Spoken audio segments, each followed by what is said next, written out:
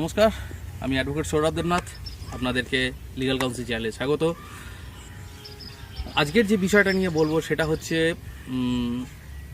Section 498A।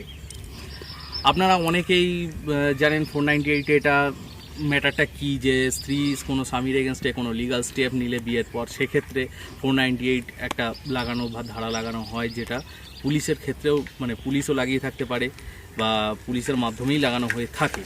এবং এটাতে অনেক স্বামীরাই বা অনেক হাজব্যান্ডরাই প্রচণ্ড রকমভাবে প্রেসারাইজড হয়ে যায় এবং এই আইনটাকে অনেকে ভয় পায়।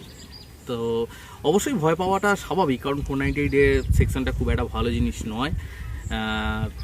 এখন তো নর্মালি ব্যাপার ধরে নিন, অনেক ক্ষেত্রে দেখা যায় যে 498 এটা হয়তো মিসইউজ হচ্ছে। বিশেষ করে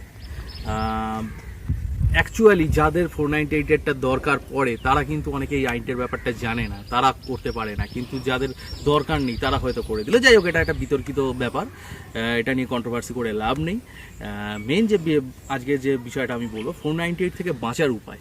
498 থেকে বাঁচার উপায় আমি আপনাকে দুটো সাজেশন দিতে পারি। দুটো সাজেশনের মধ্যে আপনি ইউজ করলে আপনি 498 থেকে খুব সহজে বাঁচতে পারবেন।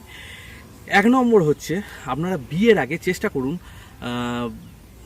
মেয়ের বাড়ি বা মেয়ের পরিবারের যে গার্জেন আছে বা মেয়ের সাথে একটা এগ্রিমেন্টে আসার। সে অবশ্যই অ্যাবভ 18 বা তার গার্জেন যারা থাকবে তাদেরকে সাক্ষীতে রেখে, আপনার বাড়ির লোকের সাক্ষী রেখে এফিডেভিটে আসুন, যে আপনাদের মধ্যে একটা ম্যাটার তৈরি করুন যে কোন কোন বিষয়গুলো আপনাদের মধ্যে আন্ডারস্ট্যান্ডিংয়ে আছে, আন্ডারস্ট্যান্ডিংয়ে নেই। সেক্ষেত্রে দেখবেন অনেক ক্ষেত্রে এই যে বিয়ের পরে যে আপনাদের প্রবলেমগুলো দেখা দিচ্ছে, যে আপনাদের মধ্যে নিজেদের মধ্যে মতামতটা মিলছে না, বা হঠাৎ করে আপনাকে বলে দিল যে না, এই ব্যাপারটার ওপর বেস করে আপনাকে আমি করে দেবো, থানায় নিয়ে যাব, থানায় পুলিশে দেবো, করবো, এই জিনিসগুলো আশা করি আপনারা কিছুটা সেভ করতে পারবেন নিজেদেরকে। আর দু নম্বর বিষয় যেটা, সেটা হচ্ছে আপনার এই যে 498-এর যে ম্যাটারটা মেনলি থাকে, যে আপনার এগেনস্টে যে চার্জটা আসছে, এটা কিন্তু অনেকটা ক্ষেত্রে দেখবেন আপনারা হয়তো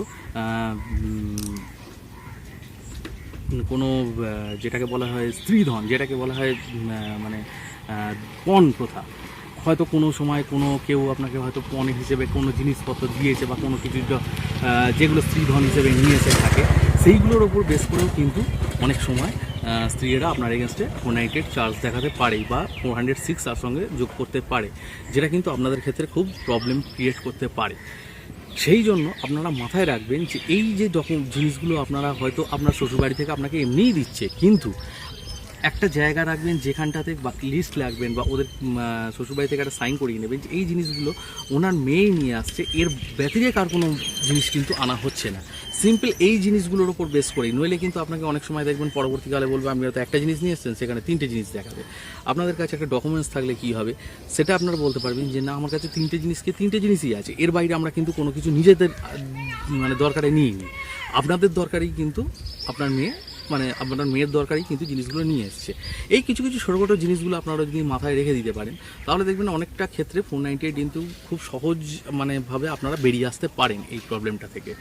যাই হোক, এর পরের ভিডিওতে আমি আরও আসবো, আরও একটু বিস্তারিতভাবে কিছু জিনিস এর মধ্যে অ্যাটাচ করবো, নইলে বেকার ভিডিও বাড়িয়ে লাভ নেই কোনো।